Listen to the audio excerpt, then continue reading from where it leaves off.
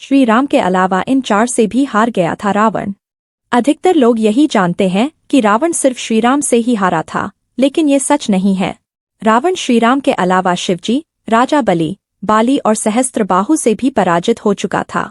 यहाँ जानिए इन 4 से रावण कब और कैसे हारा था। बाली से रावण की हार। एक बार रावण बाली से युद्ध करने के लिए पहुंच गया था। बाली उस समय पूजा कर रहा था। रावण बार बार बाली को ललकार रहा था, जिससे बाली की पूजा में बाधा उत्पन्न हो रही थी। जब रावण नहीं माना तो बाली ने उसे अपनी बाजू में दबाकर 4 समुद्रों की परिक्रमा की थी। बाली बहुत शक्तिशाली था और इतनी तेज गति से चलता था कि रोज सुबह सुबह ही 4 समुद्रों की परिक्रमा कर लेता था। इस प्रकार परिक्रमा करने के बाद सूर्य को अर्घ्य अर्पित करता था। जब तक बाली ने परिक्रमा की और सूर्य को अर्घ्य अर्पित किया तब तक रावण को अपने बाजू में दबाकर ही रखा था। रावण ने बहुत प्रयास किया, लेकिन वह बाली की गिरफ्त से आजाद नहीं हो पाया। पूजा के बाद बाली ने रावण को छोड़ दिया था।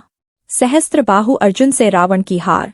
सहस्त्रबाहु अर्जुन के 1000 हाथ थे और इसी वजह से उसका नाम सहस्त्रबाहु पड़ा था। जब रावण सहस्त्रबाहु से युद्ध करने पहुंचा तो सहस्त्रबाहु ने अपने 1000 हाथों से नर्मदा नदी के बहाव को रोक दिया था।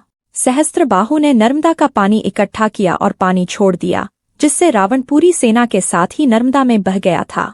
इस पराजय के बाद एक बार फिर रावण सहस्त्रबाहु से युद्ध करने पहुंच गया था।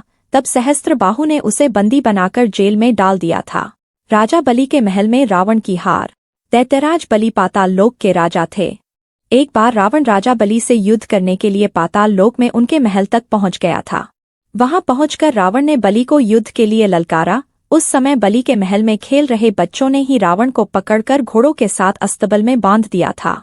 इस प्रकार राजा बलि के महल में रावण की हार हुई। शिवजी से रावण की हार। रावण बहुत शक्तिशाली था और उसे अपनी शक्ति पर बहुत ही घमंड भी था। रावण इस घमंड के नशे में शिवजी को हराने के लिए कैलाश पर्वत पर पहुंच गया था। रावण ने शिवजी को युद्ध के लिए ललकारा, लेकिन महादेव तो ध्यान में लीन थे। रावण कैलाश पर्वत को उठाने लगा। तब शिवजी ने पैर के अंगूठे से ही कैलाश का भार बढ़ा दिया। इस भार को रावण उठा नहीं सका और उसका हाथ पर्वत के नीचे दब गया। बहुत प्रयत्न के बाद भी रावण अपना हाथ वहां से नहीं निकाल सका। तब रावण ने शिवजी को प्रसन्न करने के लिए उसी समय शिव तांडव स्रोत रच दिया। शिवजी इस स्रोत से बहुत प्रसन्न हो गए और उसने रावण को मुक्त कर दिया। मुक्त होने के पश्चात रावण ने शिवजी को अपना गुरु बना लिया।